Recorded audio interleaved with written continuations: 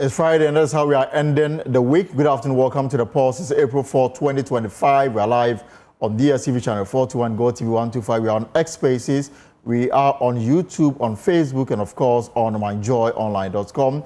My name is Elton Brobe, and good afternoon, welcome to the Pulse. This afternoon, criticism escalates over the Interior Minister's order to the IGP to transfer all police commanders in Galamsey areas for failing to tackle the menace, giving the new commanders 3 months to act or face removal.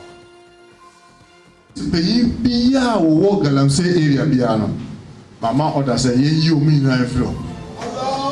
have informed the IGP that every police commander in galamsey-affected areas should be replaced with.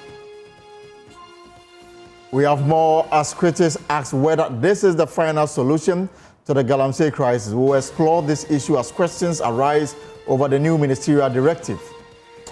Also this afternoon, just 24 hours after the Lands Minister labeled those involved in Galamsey as terrorists, the government has handed over 2 alleged Chinese illegal miners to the Ghana Immigration Service for possible deportation.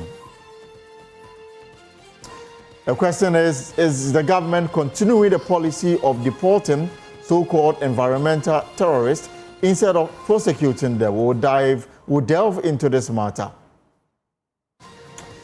Also, government refused claims linking 2 aircraft that transited in Accra some days ago to drug activity, stating they underwent thorough security checks with no unlawful substance found. As they exist, vary completely from the claim that he made.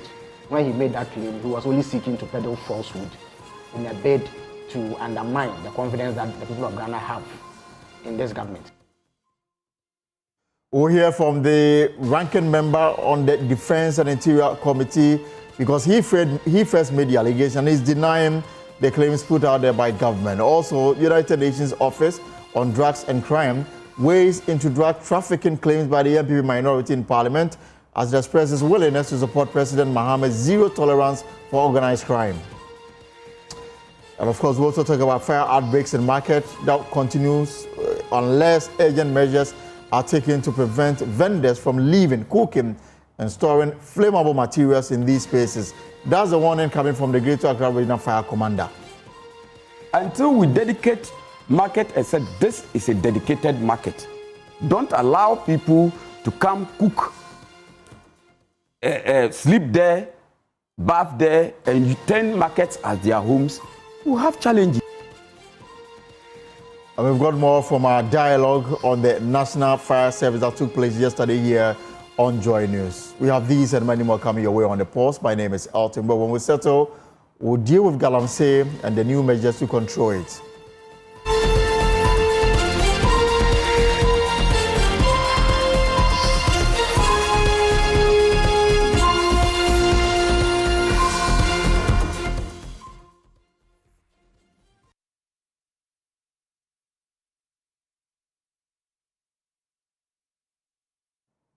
And of course, we are on X Spaces, we are on YouTube, we are on myjoyonline.com, and of course, on Facebook. Join us with your comments and questions. All are welcome. My name is Elton Brobe.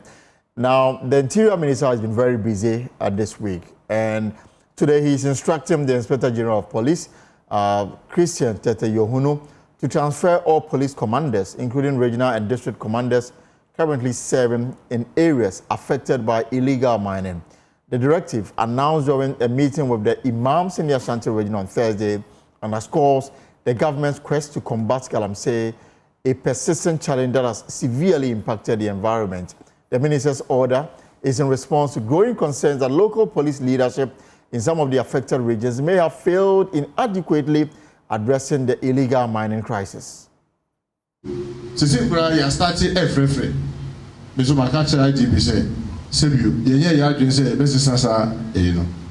Police pay biya wo Galamsey area biya mama order say you mean I have informed the IGP that every police commander in Galamsey-affected areas should be replaced with new ones. I am not saying they are complacent, but they have been there for too long without the... You see, what now watch it? Would you because what now won't be fighting Galamsey? Into you now you are for And then ya me catch a police for now. I for now do all so mensa. Ya hun sakreya o so be you afro na ye be yes as I to say ye be your resource. E dey do your samo. Na say living resource. If any of them from these areas approaches you to plead on their behalf to prevent their removal, do not entertain it.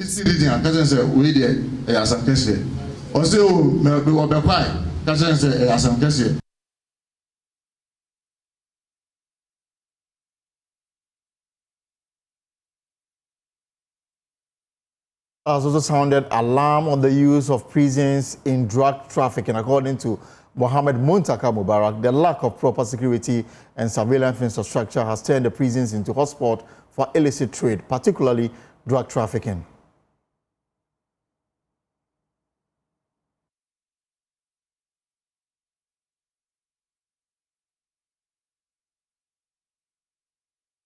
It's very shameful to say this, that we don't have even X-ray scanners in our prisons.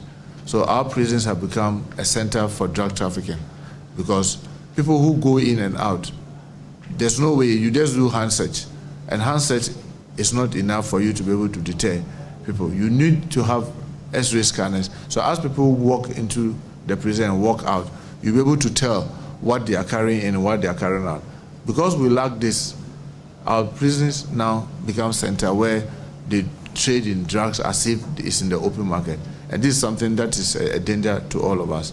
What are we doing about this? We are trying to introduce technology where we try to get these scanners. We put CCTV cameras across our prisons, so I'll be able to watch what is happening into the prison. But this is not enough. Feeding is even a problem. And as you might have heard me say, since 2011, we've been feeding our prisoners with 1 cedi, 80 pesos a day. Even school feeding, where we give our children just one meal, it's just been increased to 2 cedis. And yet we keep adult prisoners and we feed them 3 meals at 1 Ghana cedi, 80 pesos. I simply ask, even the pets that we have in our homes, how much do we feed them with?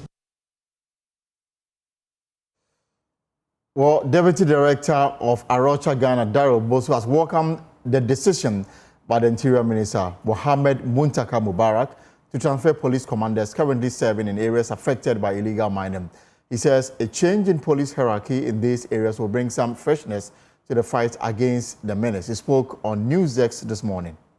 Say that this is a very welcome news. I mean, 3 weeks or a month ago, we were in a press conference where we actually called for some key commanders within the Chebe area to be removed. And I think it all boils down to the fact that we believe that if we are going to really make significant strides in the fight against Galamsey, then it behoves on us that we make sure the agencies that are responsible for enforcement and compliance are really held accountable for what is happening. Because we have seen that if you look at the entire value chain of the mining regime in this country, the biggest link, the missing link here is we having a very robust law enforcement regime that ensures that everybody who has a concession is doing the right thing, and those who don't have any mining license, who have no rights to mining, where don't get into the ground. So I think that is a very, very good call, and I even like the fact that he says that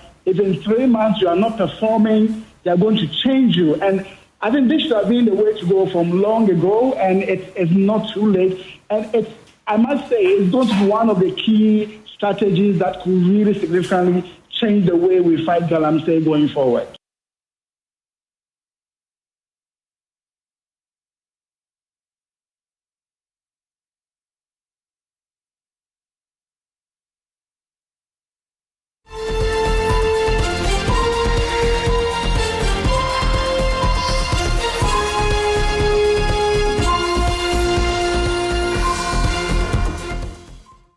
Right, let's do some analysis on the Interior Minister's directive to the IGP to transfer police commanders, especially those in mining-prone areas, to bring some freshness in the fight against illegal mining. Let me bring in Peter Tobu, a Member of Parliament for Wa West, a member of the Defense and Interior Committee of Parliament. We'll also be speaking to some individuals who are at the forefront in the fight against illegal mining. Awula Sewa from Eco-Conscious Ghana. And of course, Dr. Ken Ashigwe as well. But let me start with Honorable Tobo. Is this what we need in our renewed fight against illegal mining? The attention on police commanders and district commanders in areas widely affected by illegal mining. Elton, thank you very much. Good afternoon to you. Good afternoon to your cherished listeners and viewers. It is a pleasant day up north in Wa as I go around trying to do the best that I can to put smiles on the faces of the people of my constituency. What the Interior Minister is doing is in line with his role as Interior Minister. The Interior Minister is looking at the security perspective of the Galamsey fight. The Galamsey fight must come with a multifaceted approach. So when you look at the security angle, you might think that we are fighting Galamsey using security. That is not the only way to do it. There are other ways. The Lands Minister is doing something different. The Finance Minister will do something different. But what Honorable Muntaka is saying is that if I am in charge of the police and looking at the security perspective of fighting Galamsey, I think that it is important for us to change the commanders who have worked in those places for a very long time. It is a standing principle that as a police commander, you don't stay for one place for more than 3 years. Right. Even it is in the police service instructions. You don't stay in one region for more than 10 years.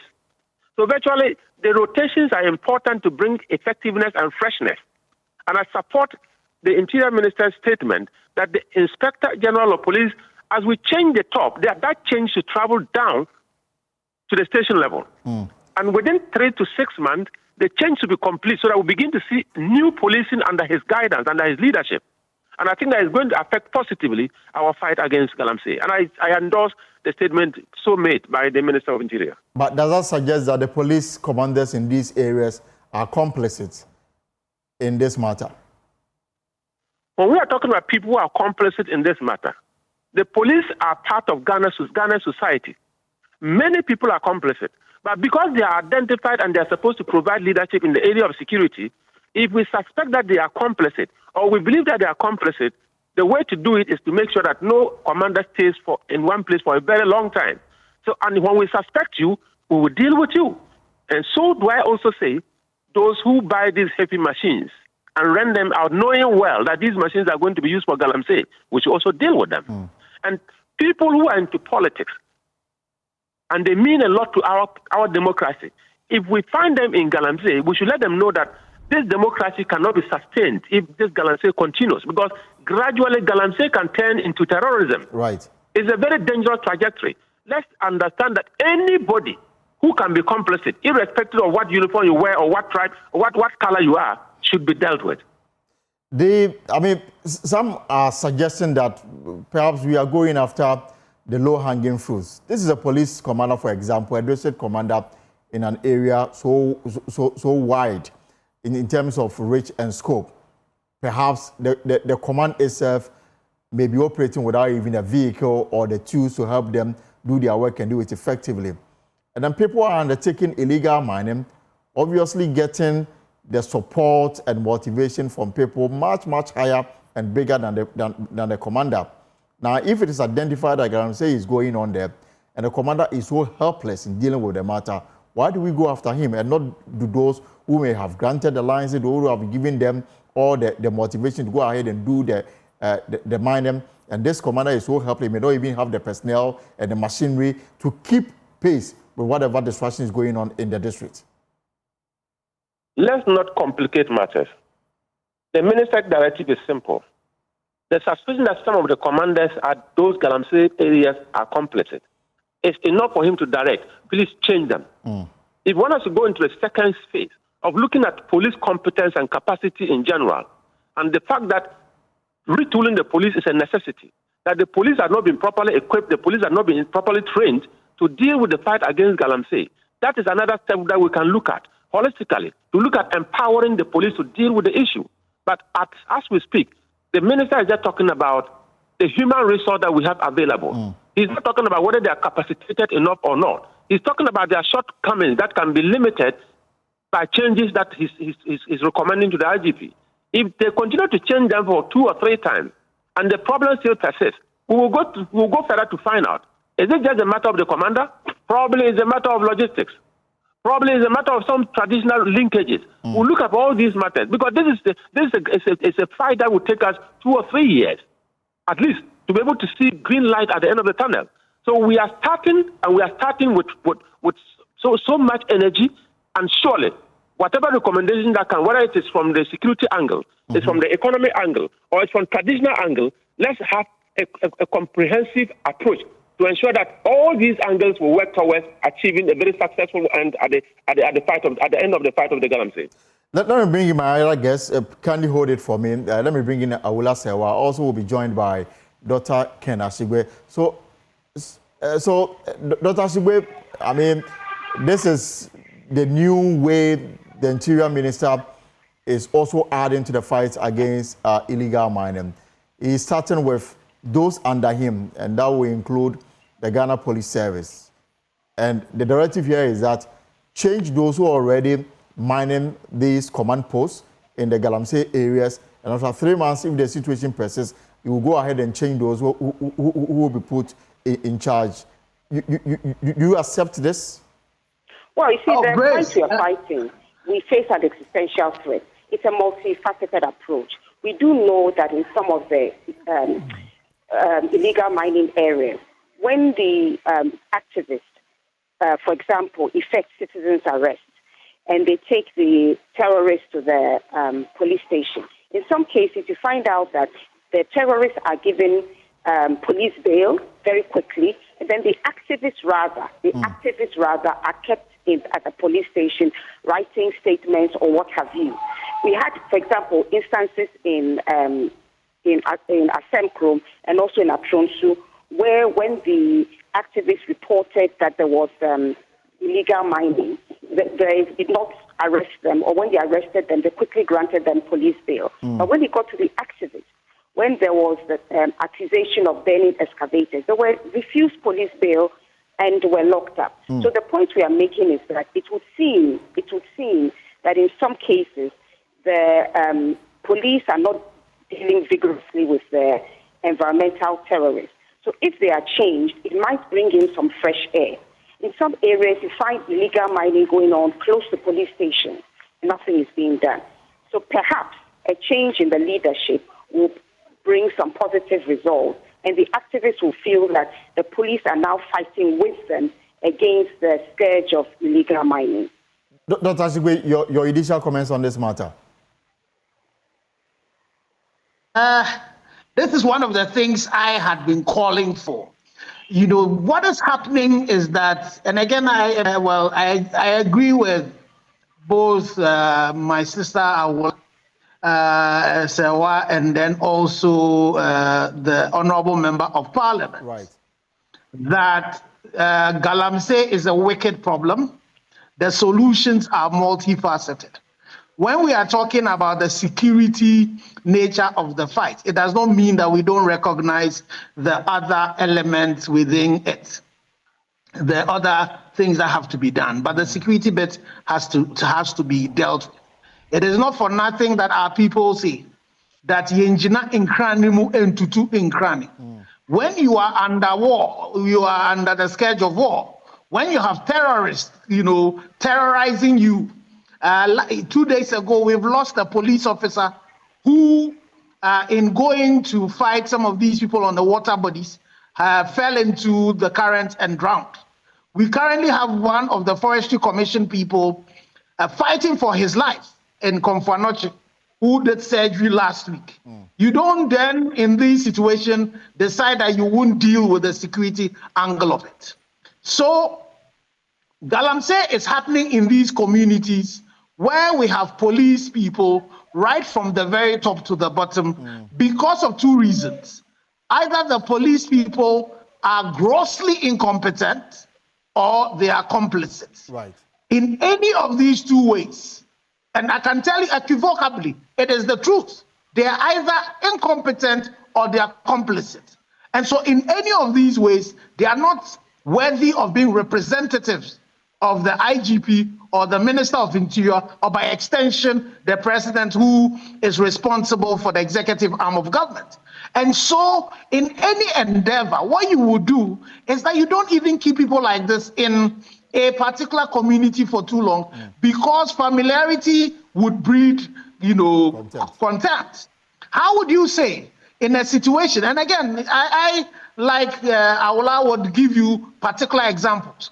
How do you talk about, tell us that Enyinem police station is a spit throw from the Brim River, and on that Brim River you see Galamsey happening? How is it that just before you from Accra getting to the Enyinem police station, you will see chamfans being manufactured, and then you want to say that that policeman is competent or is not complicit? One way, one of the C's. So I think it's a good move, and it's a call that I have been making. The minister had gone forward now to add on the issue of the probationary period. Right. That is a great one to do. What I would encourage the minister to do is that they should throw into the open what the KPIs are going to be for these police commanders and their men in the 3 months, so that together with the citizenry, we'll be able to monitor it, so that we then will be able to give feedback back to the IGP, back to the police, the Minister for Interior. And I am hoping that this is not a recommendation from the Minister for Interior. As the minister responsible for internal security, I would hope that this is a command, and that the IGP would deal with this with the alacrity, that it deserves. As the IGP himself said, we are in the state of war, and so these changes should be done and done immediately.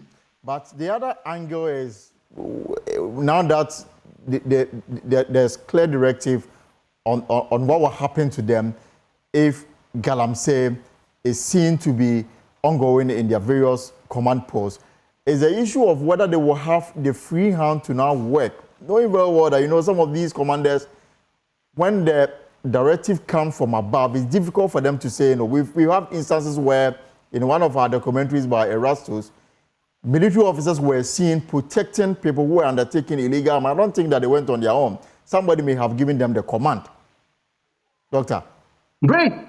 Fortunately for us, you now have a Minister for Lands and Natural Resources who had said it openly on multiple occasions that there is not going to be any order from above, that his president, the commander-in-chief of the Ghana Armed Forces, had stated that there's not going to be any order from above. And so nobody, he's told them that nobody should say there's any command from above. And that is not going to happen. If the police start facing that, they should report and let us know. But the minister has done it. And I can tell you for a fact, this is a minister who, when he was called by a one of the police commanders, who says that they've arrested too many people, I don't know what to do with them. And the police commander was wanting to grant these people bail, as Aula has mentioned. This is a minister who said to him, do what you have to do with criminals, suspected criminals when you're arrested. So with the things that the minister has been saying, and with the things that I have seen him do, I believe when he says that this order from above is not going to happen. So for any policeman, if you start getting the issues of order from above, then they should raise it. But in the absence of that, we as citizens should support this particular call and make sure that the police people are doing the right things. The minister has said it, the president has said it, there is not going to be any order from above. Everybody should be dealt with the hot stove principle. So once you are caught in it, you are dealt with it according to law. So as they are moving, I am hoping that the prosecutors and the investigators would also be moved, because it will be important to find out that the Enchi case that went to the Enchi District Court, who was the police prosecutors who took a case that should be going to the High Court, took it to a district court so that case will be lost. People like this should be investigated and the book thrown at them. People like this should not be transferred. We should take them through the police disciplinary processes and the whole book thrown at them, as well as the judges. So I would be hoping that the police and the interior minister would extend this to also the immigration services. Who are the immigration officers who have Chinese people within their jurisdictions who are engaged in an illegality and not doing anything from it. I would also hope that the Chief Justice as well will do a reshuffle of all the High Court judges within the mining areas as well, to breathe some air of freshness into the whole justice delivery and the security system so far as this fight against Galamsey is concerned. But let me bring in Awula. So what about regional ministers, district chief executives, members of parliament? I mean, we have countless reports of complicity from political office holders, especially in some of these mining areas, where some people even campaign on a promise of allowing them to undertake these illegal activities during the election. So it may not only be the police commander, but what about the regional minister? What about the district chief executive? What about the member of parliament in these areas? All should be dealt with. We face an existential threat. The house is burning. Can't afford to be dilly-dallying about this matter. My brother Ken has put it all so well. We need to take the bull by the horns. In fact, in any area, if the chief, the police, and the political authority decide that there will be no illegal mining, it's very unlikely that it will take place. Most of the time, it takes place with their complicity or active involvement. Yes, the same fate should befall the members of parliament, the district members, the chief executives, whatever. They also are sometimes actively involved. Right. So the same state should face them. Ghanaians should realize that we face an existential threat. And anybody who is in cahoots with the enemy, because we are dealing with environmental terrorists who are not only poisoning our source of water, this has entered the our food is being poisoned, their national security threat, health budget will be affected because of the rise in kidney disease and so on and so forth. So we have to throw the book at everybody. If you're a regional minister and this is happening under your watch, it's supposed to be dealt with. And let me say here that reports have been made against parliamentarians who are allegedly involved in this canker, and they should be dealt with. Honorable Toby, let me ask you a final question on this so that I can let you go. So to what extent is the Defense and Interior Committee, maybe by extension, the Government Assurances Committee, to what extent are you going to monitor this directive and ensure that it is done and implemented without fear or favor? Complicated to implement. I'm sure that within a week or two, you will begin to see signals flying from the Inspector General of Police causing the change that he's been directed to change. The truth of the matter is that gold is magnetic. People should understand that. Gold is a powerful magnet that people are willing to die for. Listen, mining is not an illegality in Ghana. Mining is not unlawful in Ghana. The destruction of the environment through improper mining procedures brought about what we call galamsey. So the Interior Minister is dealing with the security angle. The Agric Minister will deal with something that has in relation to galamsey and agriculture. The Lands Minister is there to have an oversight, an overall overview of the plan of the government to ensure that we fight galamsey and succeed. All of us are involved. Somebody says parliamentarians are involved in galamsey. Yes, it is a national canker. It's a hydra-headed program. And we need to have a national policy with a national direction rated to the level that this is the war we are fighting. It's an existential threat. Minister for National Security, get involved. Minister for Interior, get involved. Agriculture Minister, get involved. Lands Minister, please provide that leadership we require. And the Commander-in-Chief of the Ghana Armed Forces, His Excellency President John Dramani Mahama, his word is clear. I want to fight and win Galamsey. Let's all rise up as people and be committed to supporting him to succeed, because our tomorrow is in danger. Thank you so much, Honorable Peter Tobu. This week I read somewhere that gold has been discovered. I was going to ask you whether in the Upper West region you've also discovered gold, but there's another angle to this discussion.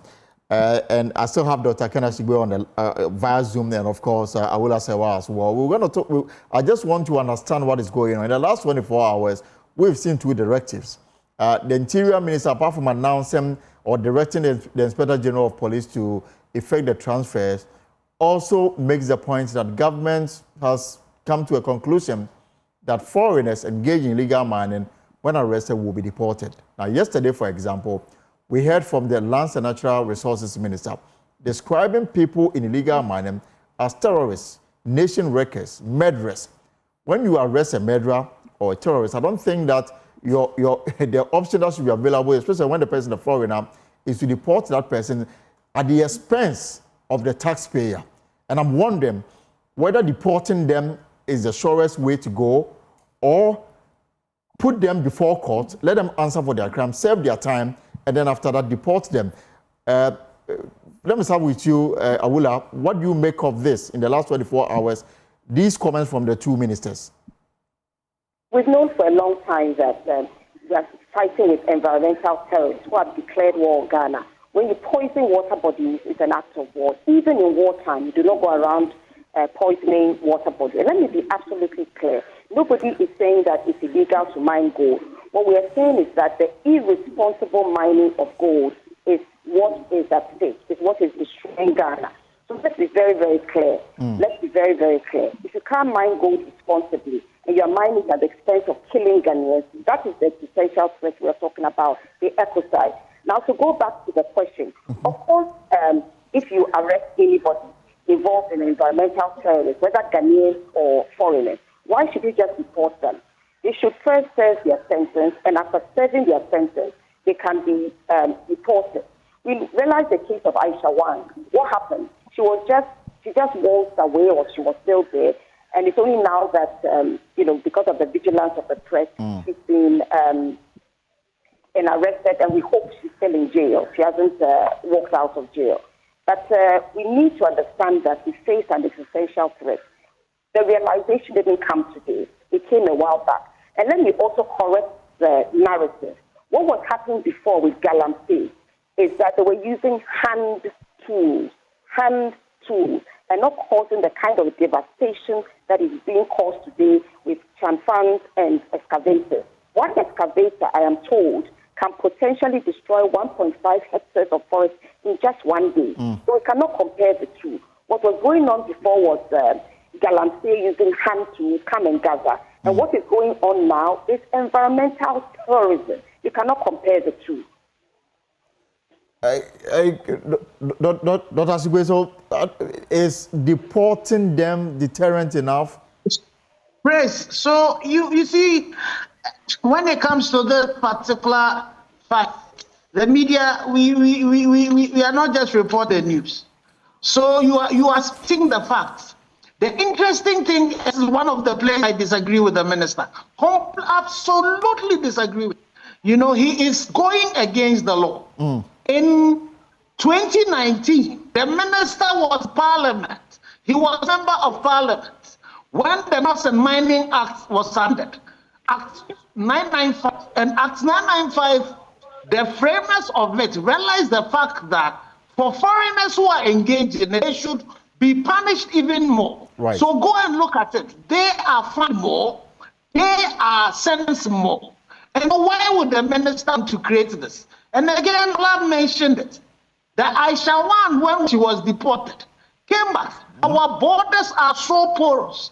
If you deport them, spend taxes money, and send them out Ghana through Kotok International Airport, they will come Cote d'Ivoire.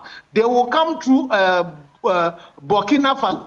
They will come through Togo. Or somebody will land them, on the coast of my town in Qatar, and they will come and see into this country. Your land border, your sea borders are so porous. So we should not be doing that. What we should be doing is that, like, we are losing Dr. Kenashigwe there. Malaysians, if you are in Accra now, go for a Malaysian. Sorry. If you go for a Malaysian visa now, what will happen is that when they give you the visa, they will stamp into it that if you bring drugs to Malaysia, the sentence is death sentence. Right. So what we should be doing is that the minister should be declaring a state of emergency on the fresh reserves that are under attack, on the water bodies that are under attack, together with the Chief Justice, Attorney General, set special fast tracks, which should be 24-hour courts. so that we leave from the book of the British. When they were in their routes, what they did was that they take you to court and you before court within 24 hours.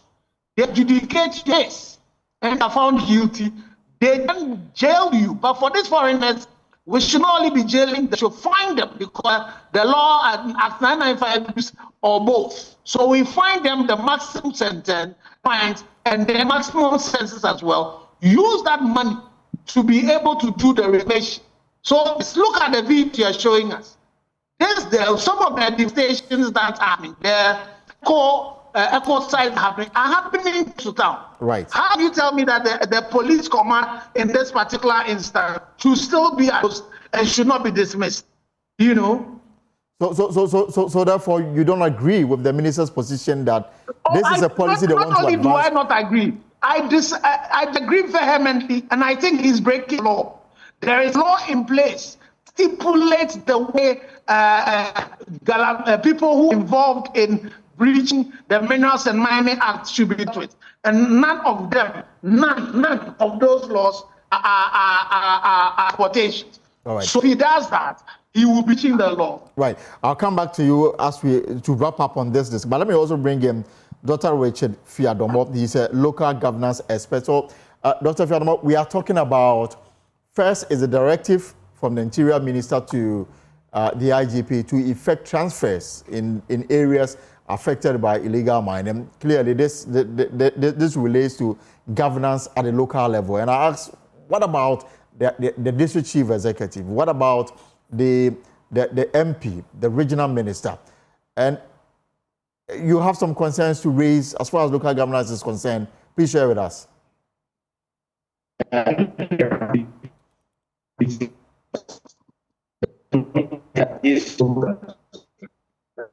Well, the connection is not the best. We'll see if you can reposition yourself, Dr. Fiadomo, so that we can have a better connection to you. But also joining us, because this is getting very interesting, is my colleague Manasseh Azuriawene, a journalist. Manasseh, you have some concerns to share? Please go ahead. Yes, I do, Elton. I think this is one of the lowest points in our history as a people.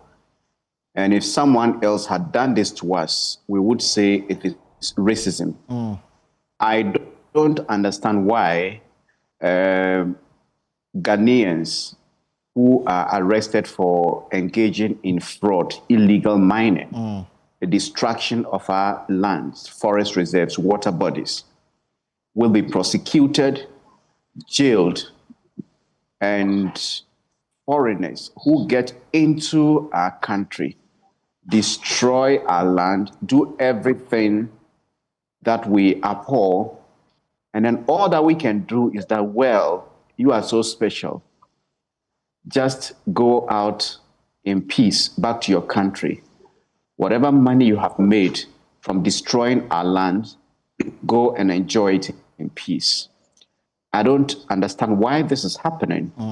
And having studied the landscape since the NDC administration took over, it appears when it comes to Galamsey, we have only alternated between one party to the other, and there isn't any serious attempt to solve the problem.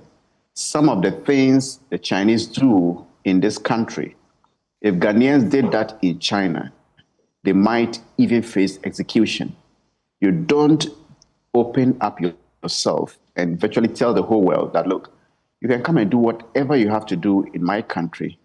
When we catch you, all that we do is we beg you, treat you well, and say, go back to your country and enjoy the spoils of whatever looting or distraction you have caused.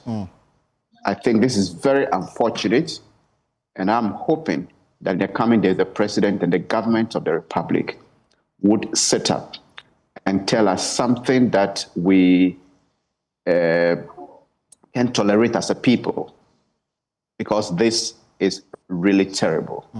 But, you know, we make laws. I mean, the issue here is that we make laws. We go to parliament, we spend all the money to craft laws, and then we applaud it, we celebrate it. And then here is the case that people in leadership, in responsible positions, will make mockery of the laws that we pass. It didn't start today. Remember the Osafo Mwafo's comments on Aisha 1, and the reason why government had to deport her because of some diplomatic and business alliances between Ghana and China. And yet we've got Ghanaians who are languishing in jail because they also undertook the same enterprise. Now here's the law we've passed in Parliament, even offer or pronounce stiffer punishment for foreigners. And yet we overlook the law and pass comment to the extent that when you are arrested, we will simply deport you, pay for your airfare back to your country. Then what is the use of making laws if we cannot even enforce them? Well, it is not useful to even make laws.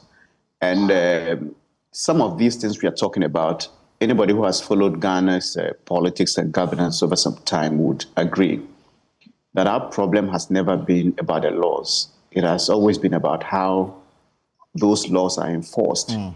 And in this instance, if you care to know and you do your Google search, you would realize that some Burkinabes and Nigerians were arrested for engaging in illegal mining in Ghana. They were jailed. And in one of the court rulings, the judge ordered that after serving their jail terms, they should be deported.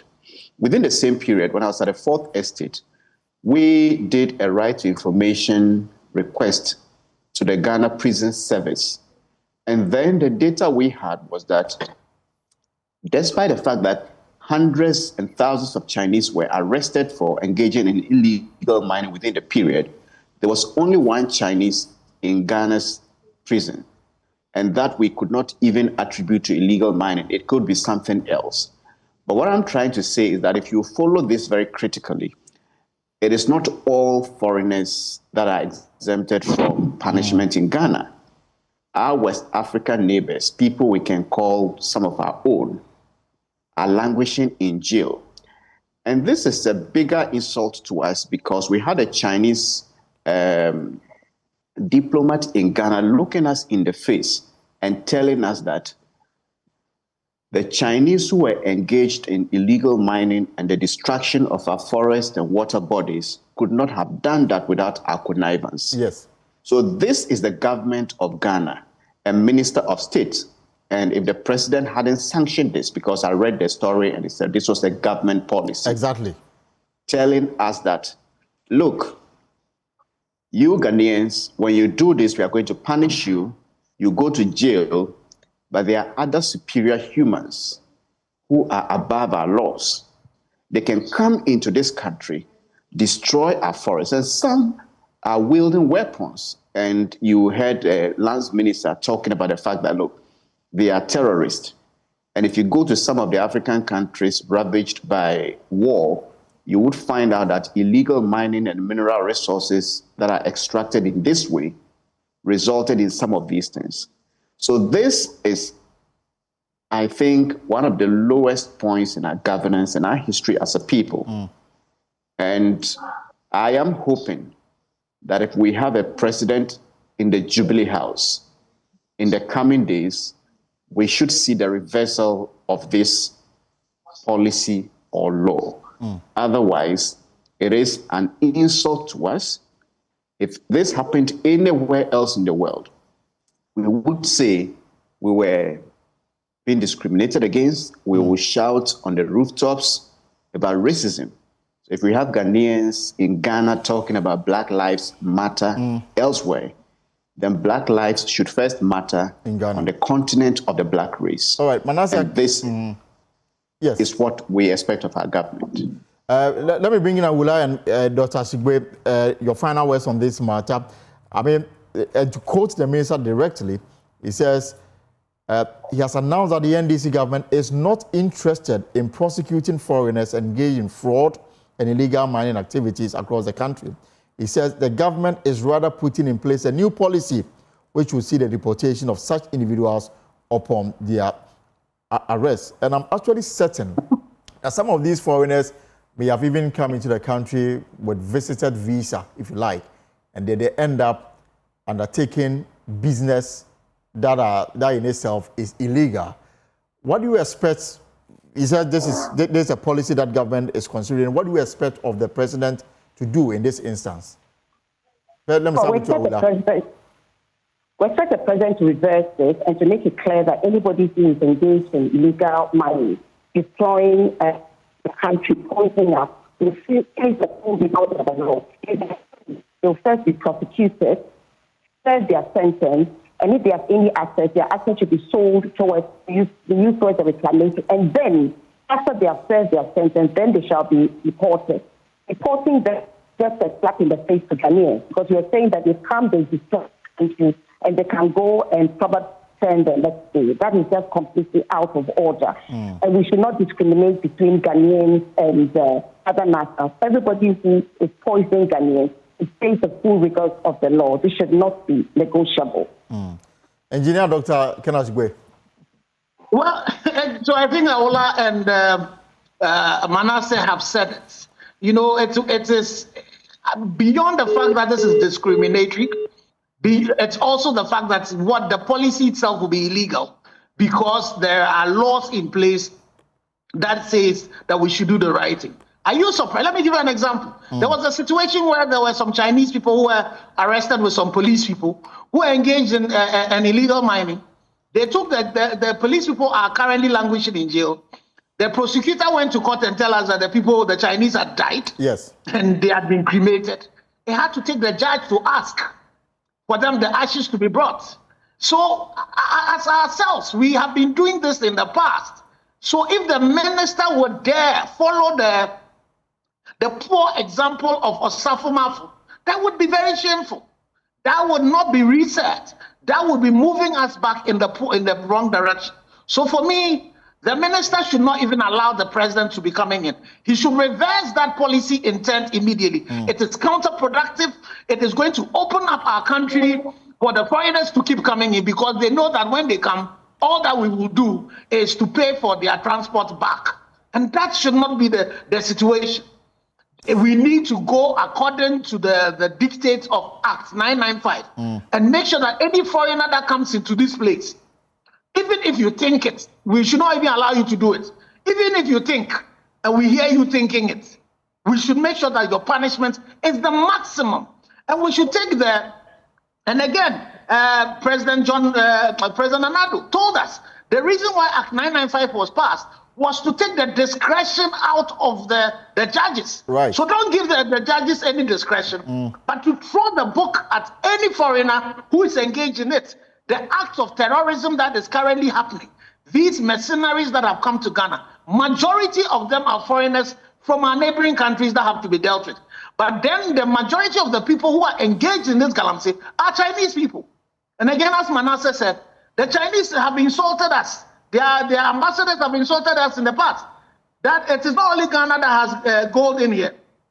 But we are complicit. We allow them. We go and bring the Chinese people. Now we are giving them visa on arrival. That should stop. I'm not too sure that it. Well, I think we've lost Dr. Kenasgwe there. But okay, thank you so much. I think the connection is again acting up. So, but the point has been made. Let me quickly move to Dr. Richards Fiamodo. Doctor, if you can hear me, if the line is correct now, please share with me your concerns before I bring in Manasseh Azuri.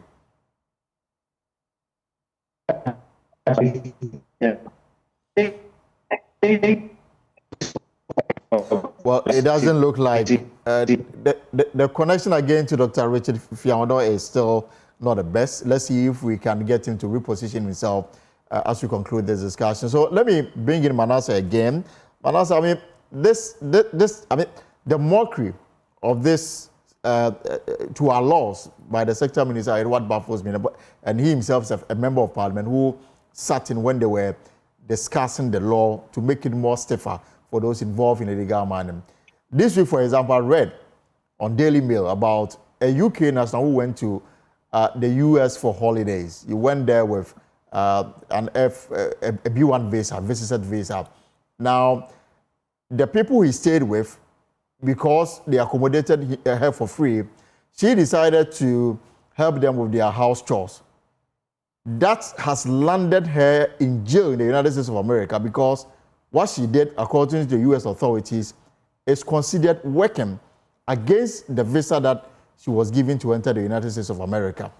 Here we have foreign nationals who obviously may have come to the country as visitors, go on to destroy our environment, and when we arrest them, we say that we are paying back, we are paying to take you back to your country. Your final thoughts on this matter? I think my final thoughts on this matter is that the government of Ghana should, as a matter of urgency, reverse this policy so that Ghanaians would know that we have a government. If you have someone who is a president, appoints ministers, a cabinet, with all the cohesive machinery of the state under him, and he sits down and allows for outsiders to come into the country, break our laws, and get away with it. Not that we are even inefficient in enforcing the laws. There is a policy that says don't enforce the laws when these people are involved.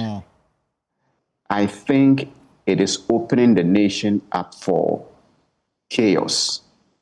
And I don't understand who would see this and say it makes sense. So we shouldn't even be debating this. It doesn't make sense in any way. It doesn't. And I think the government must reconsider it and act urgently. All right. Thank you so much, Manas, as you are with my colleague, journalist, and joining us with his talks on this matter. Two issues happening today. The Interior Minister says that the IGP must, as a matter of urgency, transfer police commanders in the regions and in the districts that illegal mining is taking place, and then bring in new people to man these posts. And then 3 months, if the situation does not improve, those police officers will also be transferred to other places. The other angle to the Interior Minister's comments on illegal mining is that he has announced that the NDC government is no longer interested in prosecuting foreigners engaged in fraud and illegal mining activities across the country. He says government is rather putting in place a new policy that will see the deportation of such individuals upon their arrest. And that is what we sought, comments from our guests that joined us for this first discussion. We'll take a short break here on the Pulse on George. When we return, we'll talk about cocaine and the aircraft that landed at the Kotoka International Airport and the story behind it. When we return, stay put.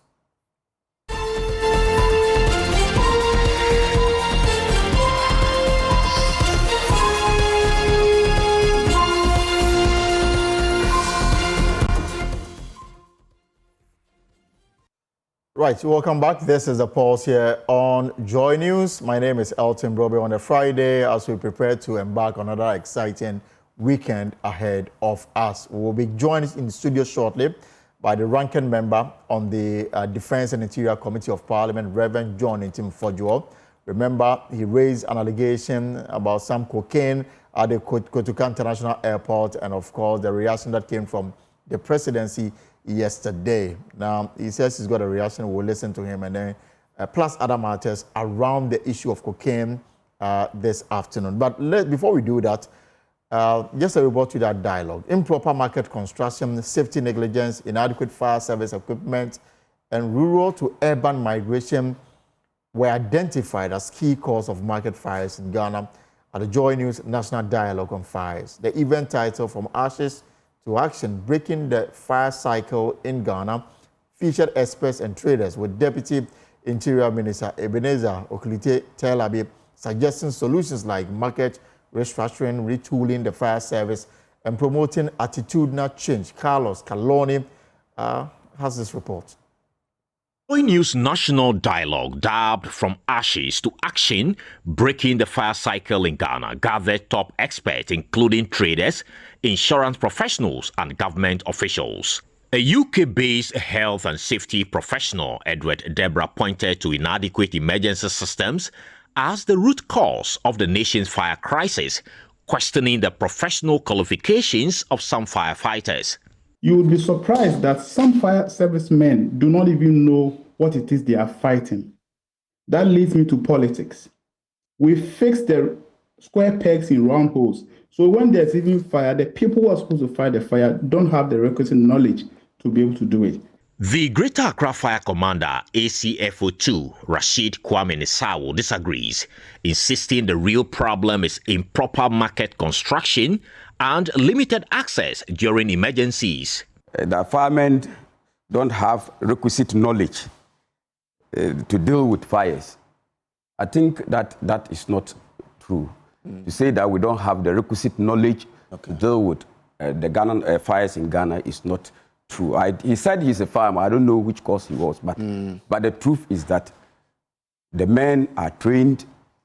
Some of us, I can mention main names who have certificates in Institute of Fire Engineers and have fire engineers in the Ghana National Fire Service. That is a fact. So please, if I know it's not everybody who is a fire engineer in the Ghana National Fire Service, but at least the training, we have gotten the training, and that I want to put that on record. Resetting Ghana, I think I will humbly suggest that all markets should be properly constructed. A victim of the Katamanto fire disaster, Susanna Asabia blamed the rebuilding of the market by themselves on the fear that the place could be sold out to other developers. We can't trust the elders of the market. You can't trust them? Yes. If you are a leader and you cannot be trusted, how can the people you are leading listen to you when you talk? Okay. But why can't you trust them? I'm coming to it. Okay. That is what I have seen. Because if you are a leader and we've got a disaster like this one, and people who love our country, elders who think about the traders, women and children and men have come to donate some huge amounts for you people to help the traders. And you cannot give out the monies that were given to you. Also, rumors were going out that they wanted to sell the market. So everybody was in a hurry to put up his or her structure before the place will be sold out. Meanwhile, another trader, Nana Yao Oseidodu, blamed market congestion on rural to urban migration driven by high unemployment, insisting that no trader is ready to cede any space for reconstruction. I would say one major cause has to do with this old rural-urban drifts. I hope you're getting me. And in one way or the other, connected to unemployment. The managing director of Bedrock Insurance insists that rebuilding Katamanto and other markets should have been coordinated and well-structured. But for Edward Debra, a lasting solution requires attitudinal change. Our challenge has always been enforceability, because you will find somebody who will be willing to bend to make sure that somebody gets things done without going through the right processes. The Deputy Interior Minister, Emmanuel Oklete-Telabi, however, proposes the following solutions to the challenge. How are the markets relating to the police, the fire service, and all those who matter, insofar as our safety is concerned? How are they relating to each other? Now, the other thing too is that we are talking about poor waste management. Now, the marketplace is our office. We want to do everything there, including even sleeping. In the market, people cook. How are we going to go about this? Can't we have, even that attitude must change, because if we say, okay, open the market at 6 and close at 6 a.m. and close at 6 p.m., in between, people can, cook. And in the process, if the market is going to be closed at 6, Ghanaians, you know how our attitude towards time. You wait. When it is 6:30, that is when somebody would want to cook. Ghanaians are, however, hopeful that the proposed solutions from the national dialogue, including market rebuilding, retooling the Ghana National Fire Service, and training personnel for market safety, will help curb the high rate of market fires. Carlos Caloni, Joy News. Of course, next week, Thursday, we'll have another exciting national dialogue here on Joy News and, of course, on Joy 99.7 FM. Now, the University of Health and Allied Sciences in the Volta region has appealed for collaboration to expand its vaccine research and development capacity to help Ghana secure vaccine self-sufficiency. The university is solely dedicated to advancing healthcare delivery and seeks intervention in the area of logistics and animal and clinical facilities to advance its vaccine development agenda. The Vice-Chancellor of UHAS, Professor Lydia Ziato, appealed when a team from the National Vaccine Institute Germany Development Corporation and the European Union paid a courtesy call to the university. The visit to UHAS was in aid of mobilizing local resources to help Ghana develop and manufacture AIDS vaccines. This was imperative as Ghana would attain middle-income status by 2020 and will no longer qualify for the supply and distribution of vaccines from external donors. The team toured the uncompleted lab complex and simulation center. The Vice-Chancellor of UHAS, Professor Lydia Ziato, proposed a partnership to enable the university to have a full-fledged vaccine research and development center. We are very, very confident that we can work together for the good of the area of vaccine development in Ghana, and we hope that UHAS will continue to contribute to the healthcare or the health needs of Ghanaians and those else from elsewhere. But personally, as a Vice Chancellor, I'm calling on other partners to come and partner with us, because UHAS, we have a very, very, very, very great potential within the health space. We have attracted very, very good professors from across the world, and we have the necessary human resource and a peaceful environment for research work in the country. The Chief Executive Officer of the National Vaccine Institute, Dr. Soji Tete, appreciated the progress of UHAS, asserting its crucial role in advancing Ghana's vaccine self-sufficiency. In fact, our minds have been blown. They are doing a whole lot of breakneck research. They have started building up a laboratory which, when completed, will be the largest in West Africa. They also have a very advanced simulation lab at various stages of completion. And I think that it's impressive, and I'm hoping that more of the funders will come together, work with us to give UHAS the support that they need to be able to truly take things to the next level, because it is unquestioned the level of human capacity that they have. And they need the support, be it from Get Fund, be it from the various funders, be it from the NVI's own initiatives. I think that we need to do a lot more to support UHAS in what is a very exciting project on the way. Representatives from the German Development Corporation, the European Union and UNIDO promised their support to advance UHAS's vaccine research and development capacity. Fred Kwame Asari, Joy News, Soko de Lokwe.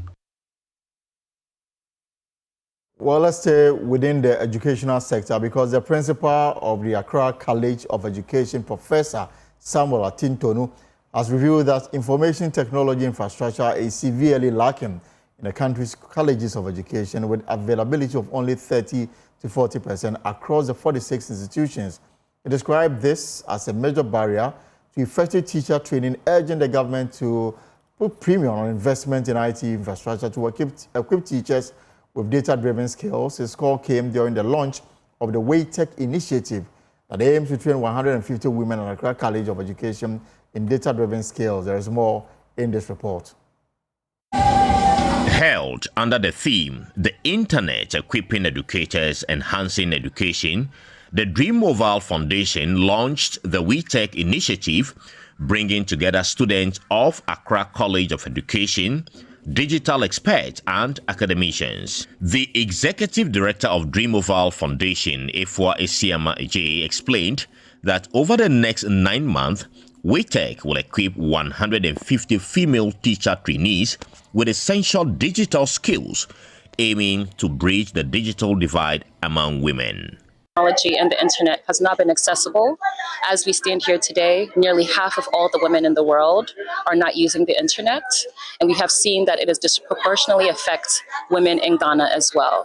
So we have created the WeTech initiative to ensure that the digital gap continues to get smaller instead of grow. And we're doing this by taking at least 150 women through a 9-month course where they'll learn how to teach online, how to create online content, and how to excel in a virtual reality.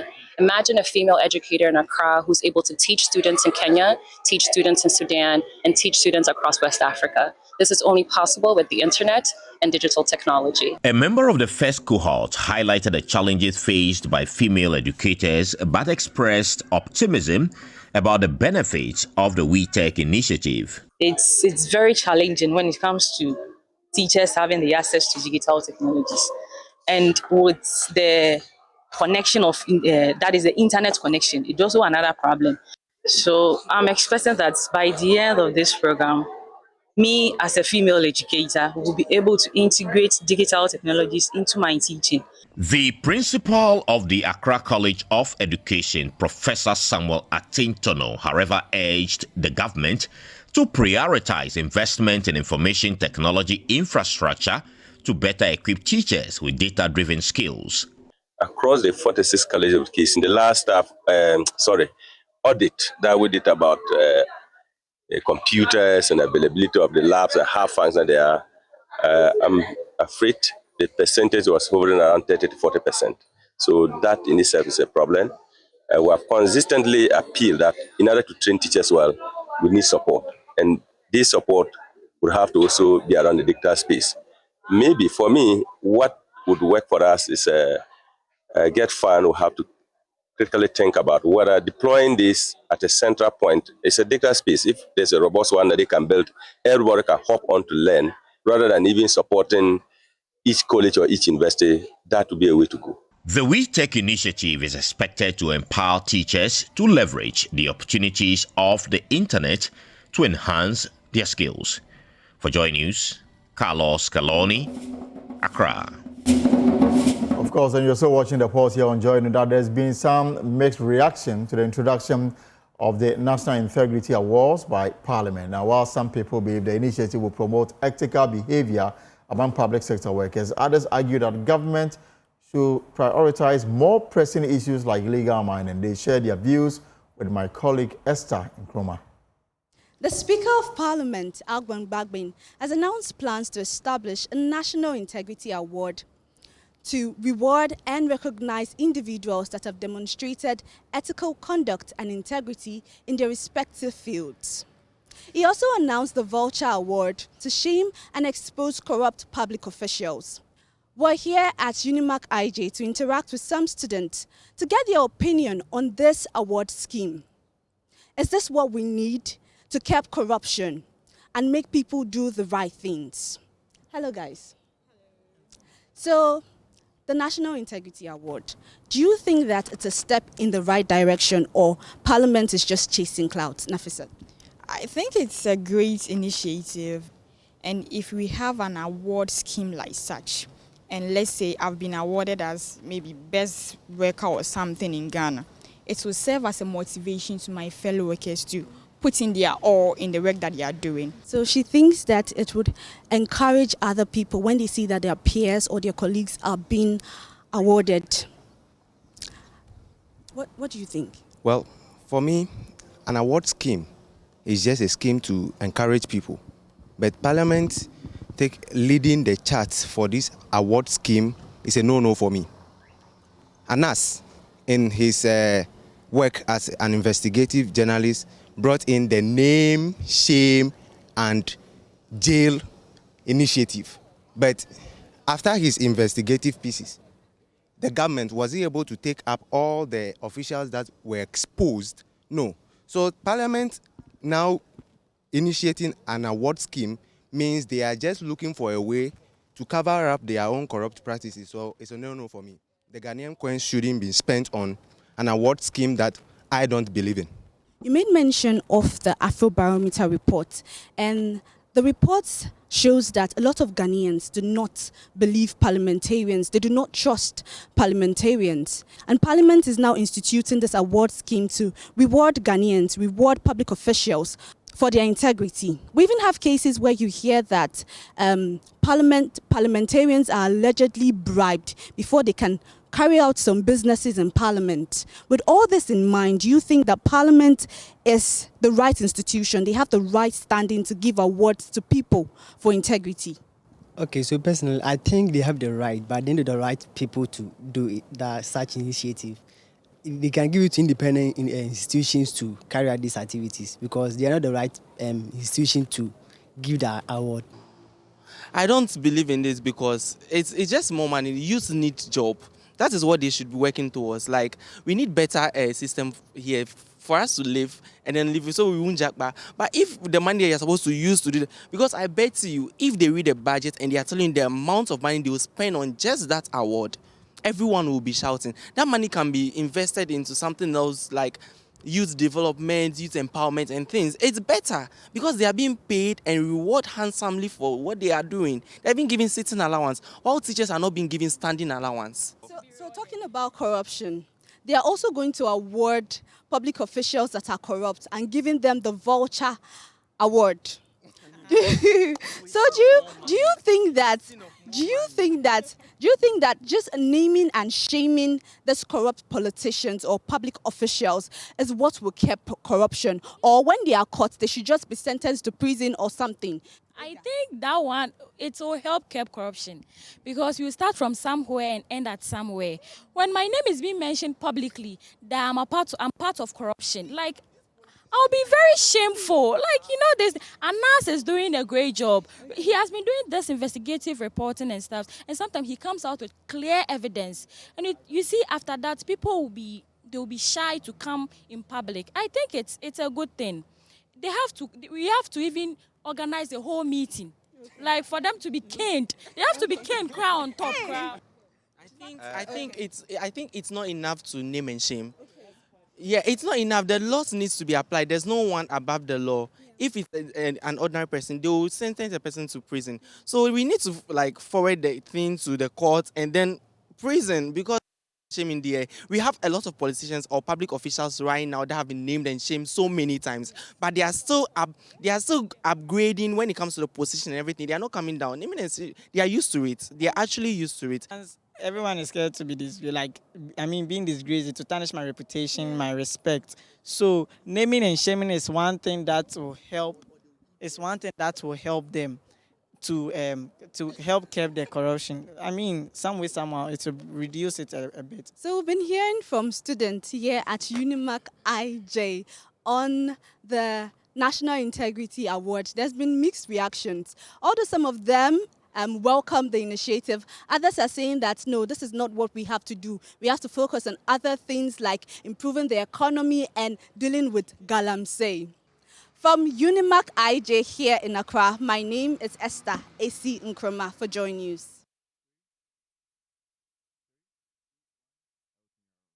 Now let me take you to the Ashanti region, where the regional minister, Dr. Frank Amwakunhene, is called for a comprehensive overhaul of the National Health Referral System to help reduce avoidable referrals to the Komfo-Anokye Teaching Hospital. He says by investing in district and regional hospitals, the pressure on teaching hospitals will ease. Dr. Amwakunhene has therefore assured of the operationalization of the Afari Military Hospital at Syria in the Ashanti region. And of course, the KNUST Hospital allow the Komfo-Anokye renovation and expansion. There's more in this report. The Ashanti Regional Minister has asked the leadership of the Komfo-Anokye Teaching Hospital and the Regional Director of Health Services to develop an implementation model that deploys senior medical residents and consultants to collaborate with local facilities.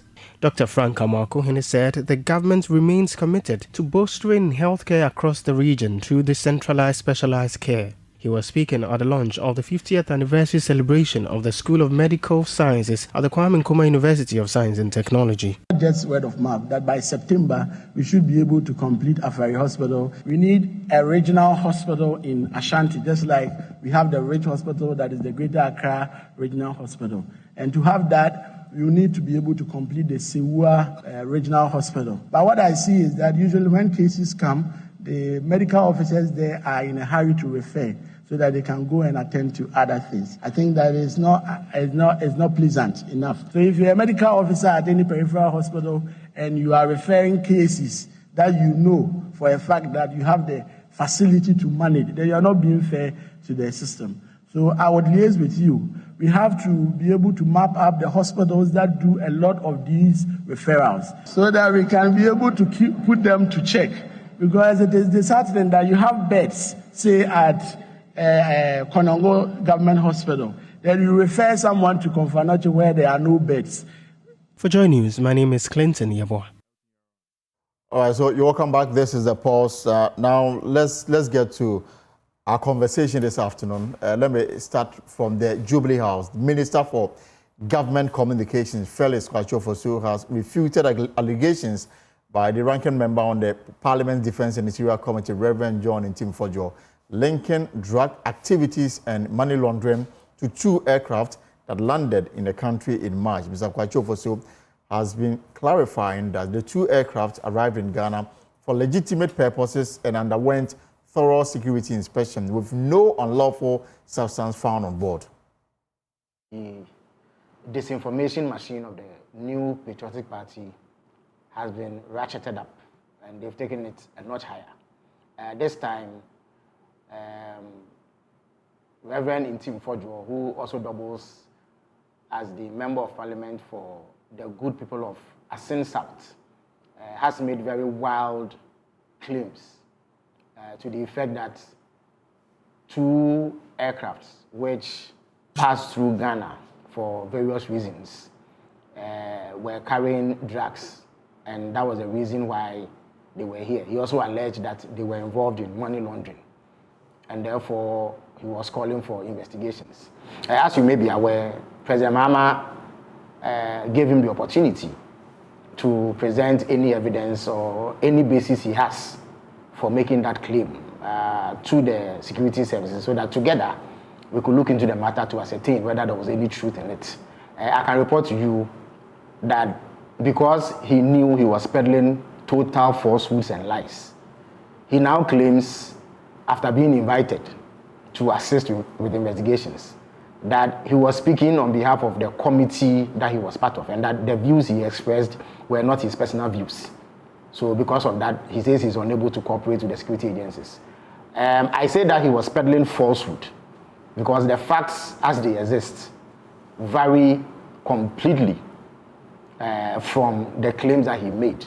When he made that claim, he was only seeking to peddle falsehood in a bid to undermine the confidence that the people of Ghana have in this government. The truth is that 2 aircrafts with completely different purposes arrived in Ghana, and their arrival was perfectly legitimate, and they were here for very genuine reasons. The first one is an Antonov flight 12BK with registration number CVK 7037. Now this flight essentially is a cargo plane which arrived on the 12th of March 2025. Now, no plane arrives in Ghana without a landing permit. So this plane secured a landing permit with number GAF/TMAO/25/7863. Now, the purpose for arriving in Ghana was what we call a technical stop. Essentially, this is a cargo flight that was destined for the European Union market. And European Union regulations dictate that some specific regulatory requirements be met before any plane of that sort can enter the EU. Now, this plane originated from Luanda in Angola. It was loaded with oil drill equipment and lubricant oil, which were contained in jerrycans. It was headed for the EU market. Now, Luanda does not have the certification to carry out the sort of requirements that this plane had to meet before entering the EU market. Now, the specific requirement is a scanning and screening RA3 procedure, which is a requirement to enter the European Union. Luanda doesn't have it. The Swiss cargo facility at the Kodoka International Airport has that certification, and they can do that kind of scanning. Whilst here, it developed an engine blade fault. Its engine blade was damaged, and then it was also detected that there was severe oil leakage, which required immediate attention.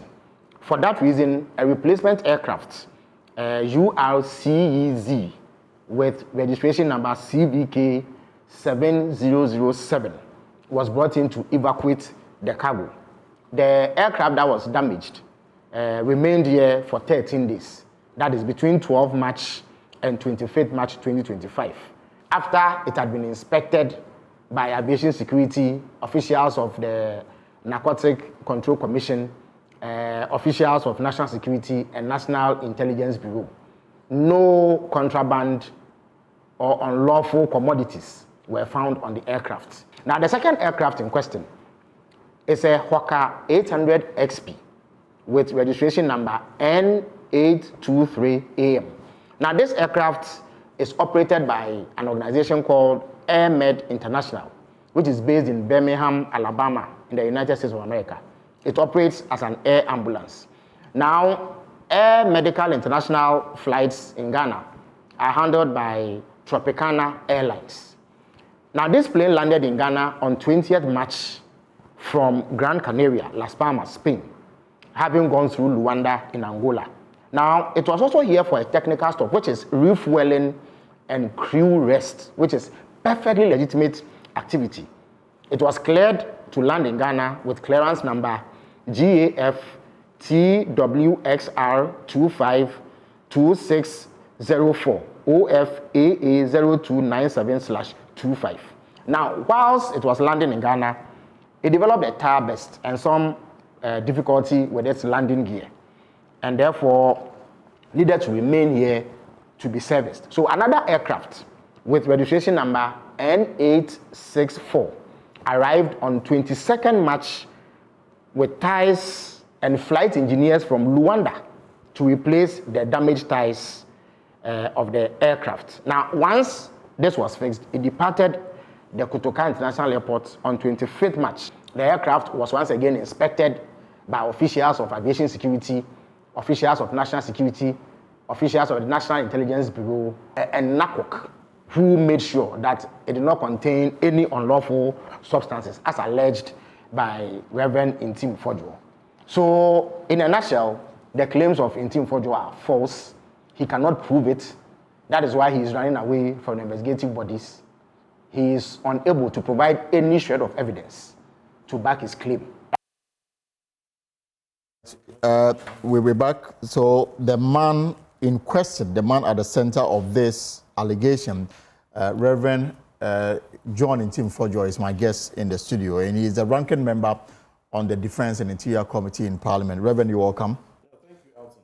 Right. So, according to Felix Kwacho Fosu, you have distanced yourself from these allegations, meaning you have admitted to peddling untruth. No, he's lying. He's just peddling falsehood. And that is why if the government continues to let Kwacho Fosu lead this conversation, they will lose credibility big time. They should allow the security agencies to just issue, a statement on the specific responses.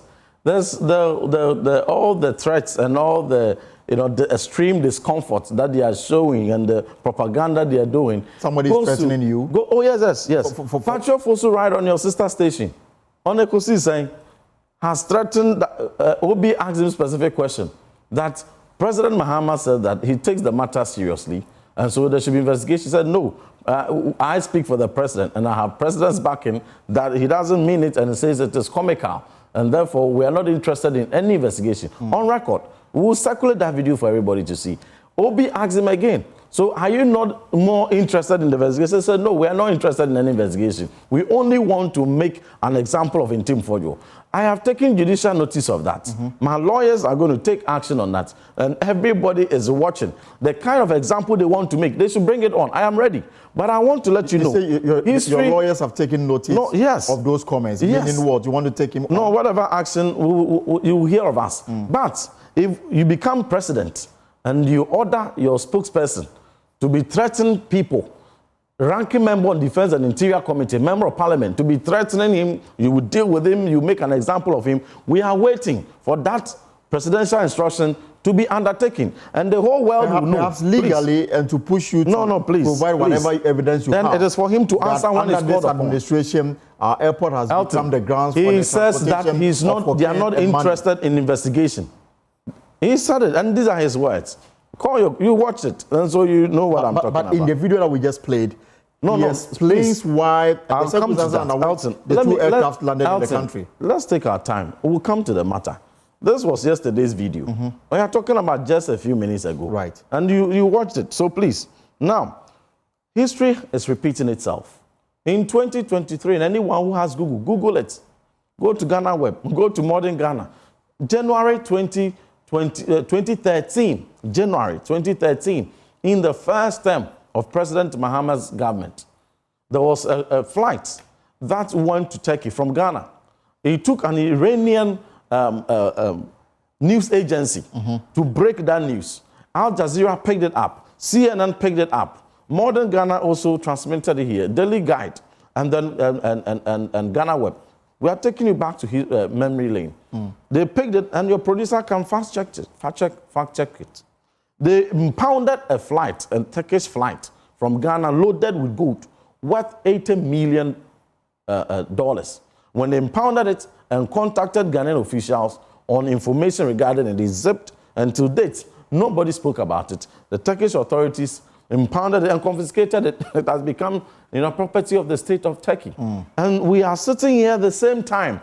One cocaine is flying left, right, center. Never before have we experienced, in less than 3 months, total cocaine bust worth $500 million. First, $150 million in Takrady, which was purported to be a parliamentary candidate of NDC in Sekondi for 2020. Then they went on to bust another one, high profile, in the words of President Mahama, high profile bust of cocaine, $350 million in Cape Coast. Within that same week, there was money laundering, one of the biggest money laundering operations conducted by National Security with their own videos. And they didn't break that news. They went with their cameras. They showed the whole of Ghana. 12 containers containing gold, containing cash. And 2 months on, when we even expected the media, the same media, to even follow up, and everybody kept quiet, the minority is asking questions. What is the status of all these? And around that same time, 2 suspicious flights entered Ghana. We have thousands of flights who come and go. Why are we zeroing down on only these 2? And we raised in our press conference that these 2 suspicious flights, they came around the same saga of money laundering cocaine time. You're still stand by that allegation. They came around the same time cocaine matter. And one was even an ambulance. There is no record of any patient they brought. And there's no record of any patient they took away. But after 5 days, there was another one who also came for 13 days. They all left together to Gran Canaria around the same time. Now, it was the same night, that's the same day, that there was a major doomsday at the airport. So all these 3 are coincidence? Is the question I'm asking. All these 3 are coincidence. So we come to raise questions that give us specific, there was even a pirate issue also. Give us answers to these and updates on them. If investigations have gone on, how far? Tell us the investigation. And we did not direct our queries even to the president, neither did we direct it to Kwachu Fosu. We said that the relevant agencies, because they have the authority. They know what we don't know. But the president took serious view of your allegations. Yes, I'm coming. And decided we asked that, ask questions. Tell us, because it was suspected that those planes were carrying some illicit cargo. And so come and tell us, is it, what did they carry, what did they take out? Simple statement from NACOC, simple statement from National Security, simple statement from NIB, that, we've taken notice of these flights. They came and they left. Nothing untoward happened. The whole of Ghana would have been okay. They didn't do that. Instead, they chose to do politics with it. And President wrote a very long, post, which just today, Kwachu Fosu has exposed that it was just rhetoric, and that's not what they're interested in. They didn't even want any investigation. They just want to make an example of me. Now, I'm ready for that example. Now, we are asking them... I don't know whether I can also come in. Yeah, you will come in, but see, 5 days now. Yes. No security agency has given us responses to these 3. Kwachu Fosu came in yesterday. He speaks for the government, and he's provided the circumstances under which these aircraft landed in Ghana. You see? And per their investigators, there's nothing more to prove. Elton, there are security... That is what the government is saying. If you have evidence to the contrary, why don't you make it available? The claim is that you even refuse to answer the security agency's call for some kind of investigation. Nobody has invited me. And when I proved to Felix on this show, on just the show I left on, he now says that they are now going to write, NIB is now going to write an invitation to the speaker for me. So you know you are now going to write an invitation. You have not been invited by any agency. You come and lie to the whole world. Have you been invited? Nobody has invited. Even as we speak now? No, nobody has invited me. And so you are now saying that you are writing a letter of invitation. Meanwhile, yesterday, you said in your video that you had invited me and I'm running away. Please, the matters are that.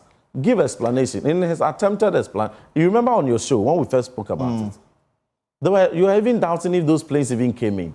There were doubts. And this quickly so he's peddling falsehood. It is not true.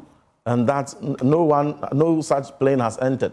Then when your team did their fact checking, they unraveled that indeed those flights came in. And those flights left the same time.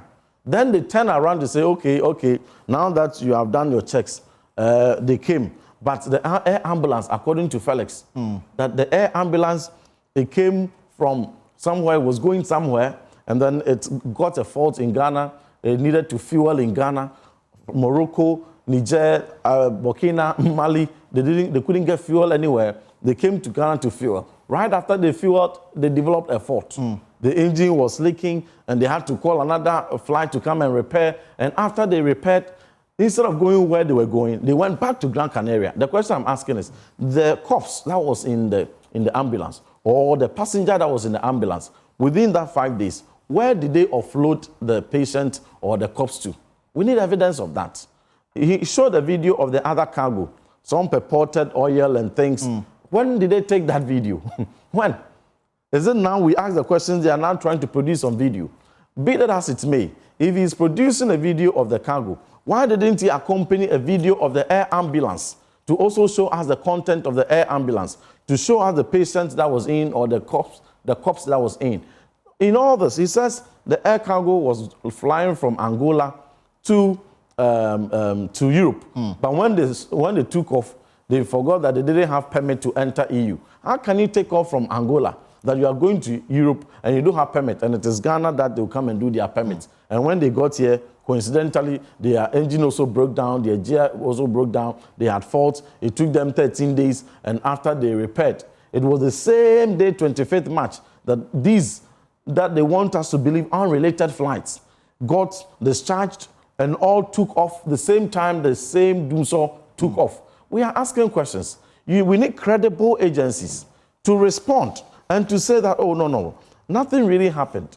I even wrote a letter for the joint briefing, not knowing it was the directive the president gave was just mere rhetoric. They didn't mean anything. So NDC wrote a letter, you've seen that letter, to block my request for the collaboration. Now you turn around that you are going to write an invitation for me. Invitation to what? To an investigation you say you are not interested in, that you are not going to conduct, but you only want to make. So say that you are inviting me to persecute, and I'm ready for whatever it is. Reverend, so let it be on record. According to Felix Kwashiorfor, they've done their own checks. Their checks doesn't collaborate the allegation you've put forth. I just want to find out, when you made this allegation on Monday, you made a claim that per your checks, whatever was offloaded and then loaded onto the aircraft may be cocaine or money.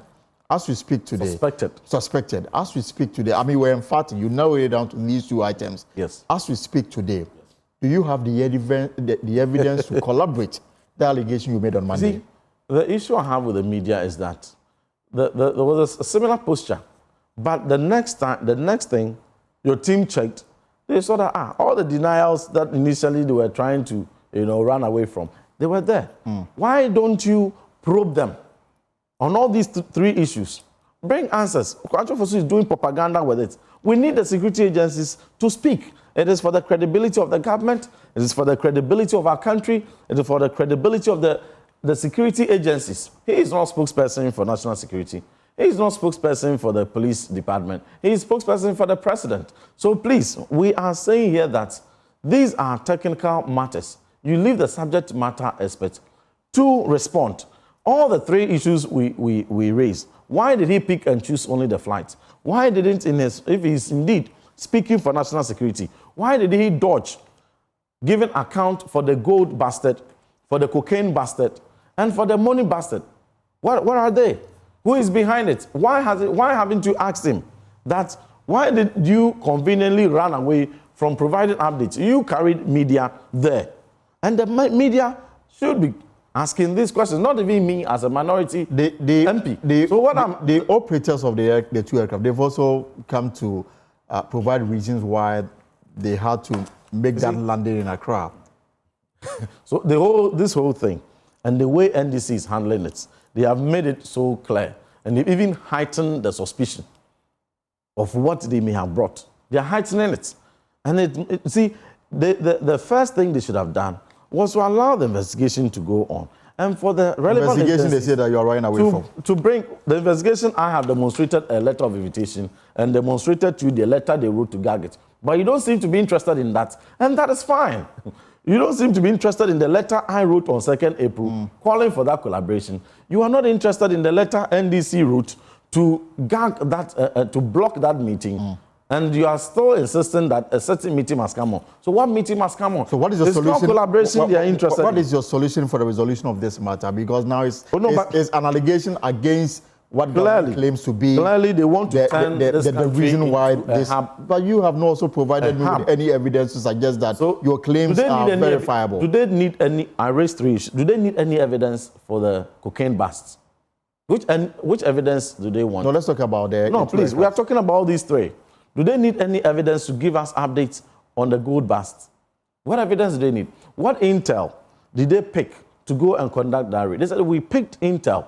The intel they picked, that took them to Takoradi, and they found containers worth $150 million of cocaine. Did somebody go to the container to take a sample of the cocaine to bring to them that this is a picture of the cocaine, this is a sample of the cocaine, we have brought it to you, go and test and be sure that it's cocaine. And then they tested before they went and swooped on that operation. The cocaine they busted in Cape Coast, they acted on intel. Did anybody bring them evidence of a picture of cocaine? Somebody went into the container, took pictures of the cocaine, and even took samples, because it could be powder, it could be clinker, it could be anything. And they took samples and brought it to an NIB, and they tested on NACOC, and they tested to be sure that it was cocaine before they acted. Was it not an intel? The intel they based on to go to the Sapeman warehouse, to go and raid the warehouse, and took the containers with gold and all that. Did somebody go into the containers to give them prior picture of the gold and the cash and the containers before they went in? Please. So if you would allow them to do politics, to run away from giving accounts, simple questions we have asked, for them to credibly provide answers. And Jubilee House has hijacked that investigation, hijacked those responses from the credible agencies. The difficulty we find ourselves if national security had put in the middle, no, please, if national security had put a statement out, if you can just everybody would have believed. I just allow you. I mean, the difficulty we have is the allegation, counter allegation. Yet we have nothing to work on. I was hoping that perhaps you would have gone further to say that this is what we have established and this is what we want national security to probe and tell us whether our claim is true or not. We don't have anything to work on as we speak. All right. It is just allegation and then timelines as to when this thing took off. The same thing you said. And when I provided the flight numbers, we were able to check the plane indeed landed in very Ghana well. And took so off. you work with that. You work with that. And if they were interested in further details, they would have accepted the invitation I gave them. But they blocked it. And now say that they are not interested in investigation. They are only interested in setting an example. Whatever example they want to make, I am ready. Let them come. Whatever you have, why don't you walk to the office of the National Security and say that these are the facts that I have? No, work with it and tell me. When I wrote them, what did they do? See, let us decouple the matters. Whenever you bring matters of accountability, so it is security matter, don't talk about it. No, if I had intel about some suspicious flight which had taken off from Gran Canaria, sometime, let's say 19th March, coming in, expected to arrive on 19th. If I had it before then, and I didn't give it to NIB, or I didn't go to any security agency quietly to let them have that intel, at that point, what intel would I have had? I've had this intel, so and so is coming, check it. But I had come on your studio and be holding press conferences that some flight is coming from Gran Canaria. It is expected to arrive here and here. There's also and so suspected to be on it. So everybody should be alert. That would have been reckless. So what's next? No, I'm coming. So let's draw the distinction. That would have been irresponsible. But this one, the plane has come and gone. And there's suspicion. And we are raising it. You are saying that even after I had written a letter and they had blocked it, saying they are not interested in such a collaboration, in the word of President Mahama, collaboration, you expect that I should walk in. Walk in to do what?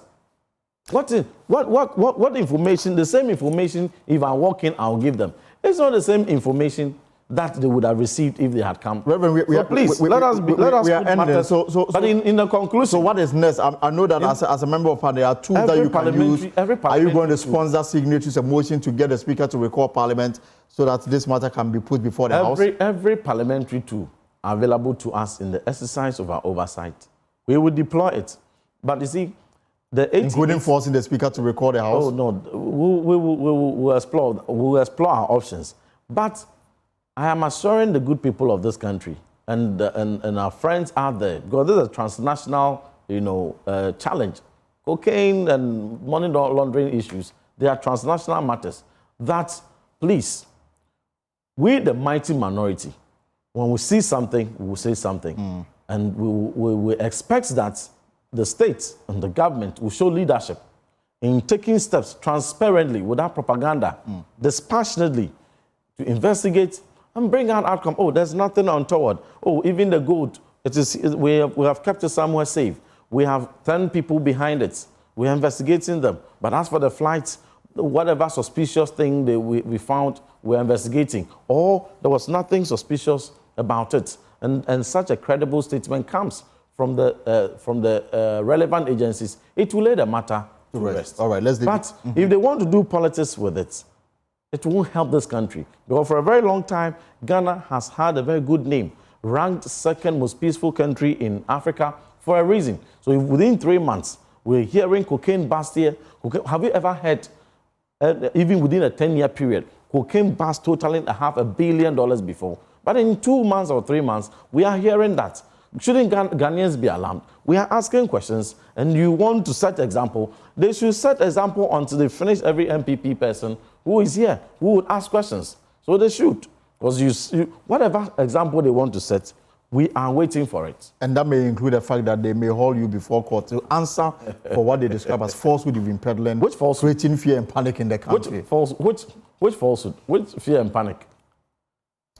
An allegation that is yet to be backed with evidence. No, which allegation? We are asking questions that come, investigate and provide answers. And you are saying you are peddling falsehood, you are creating fear and panic. Instead of you to do the investigation, you are saying you are not interested.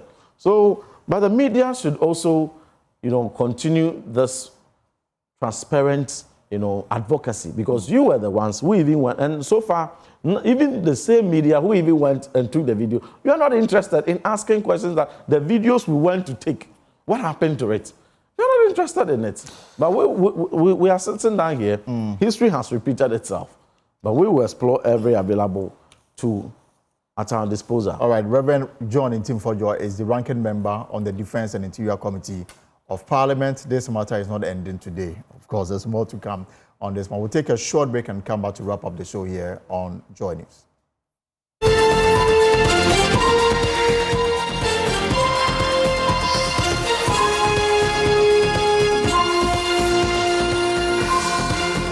Well, that's our show for today. Of course, it's been exciting having you all week. My name is Elton Brobe. For more stories, log on to our website, myjoyonline.com. Stories, Ablakwa invites U.S. Ambassador for clarification on Trump tariff. And talking about the tariff, the question we're asking on Beyond the Numbers at 5:30, Trump's sweeping tariff to hurt Ghana. That's the question. Of course, Kofi J and Winston will be here to break down the numbers for you. Folks, whatever you are up to this weekend, I hope it's profitable. Enjoy your weekend. Take care and be good. Monday, we shall be here to take you to another exciting week. My name is Elton Bobby. Have a good evening.